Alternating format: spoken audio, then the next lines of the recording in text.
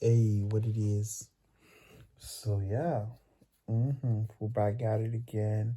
Self-taught developer series.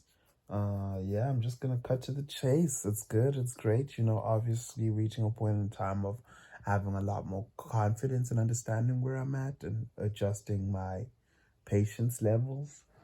Yeah, today I continued with the Odin project and its articles about fractions. Mm-hmm. Yeah. Did a couple of sessions, I think 3 to 4 sessions of 25 minutes, which is good, which is great. And I was like, you know what? I think this is okay. This pace is okay. It's pretty slow, but in terms of filling in the gaps, understanding, practicing, and getting into lectures, this is good. Because one of the things that I feel like might have been a problem with my approach to free code camp, or yeah, is just going fast but forgetting things.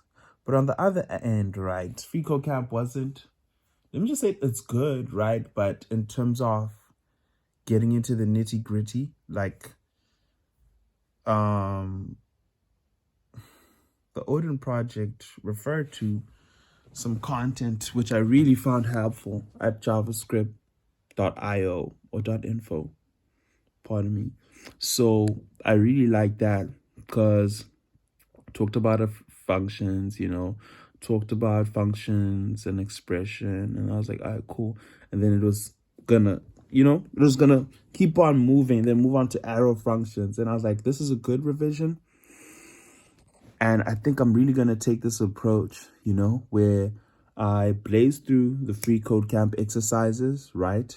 Because that's basically like practice. But with the articles that the Odin project refers to, it's like it gets in depth. And at least when I go to getting in depth, I can see, oh, I never understood that the braces was where the code goes. And I just thought that it was just for you know what I'm saying? I never understood the parameters. Do you guys call it parameters? Yeah, we call it parameters, or I call it parameters, I never understood what the parameters are for fully, you know what I'm saying? I never understood the difference between an argument, right? And parameters, that obviously when you're declaring a function, yes, those are parameters, you know what I'm saying, just an arbitrary value. But then when you have arguments, that's when it's like, okay, cool, you're calling the function, right? You're not declaring it, you're calling the function. And here we go. You're plugging in some values there that are of relevance. And those are arguments, right? So I'm just there like, oh my goodness gracious me. No wonder why when it came to pure functions in free code camp, or function orientated programming, I was just there like, functional programming, pardon me. I was just there like, I mean, I kind of get it that the variables have to be local, but I don't understand fully. Like, I mean, it's kind of self-explanatory, but these articles really help and they go into depth, even in terms of like stating variables, you know what I'm saying? And like the prefixes for variables, the commonly used prefixes for variables, so that at least, you know what I'm saying?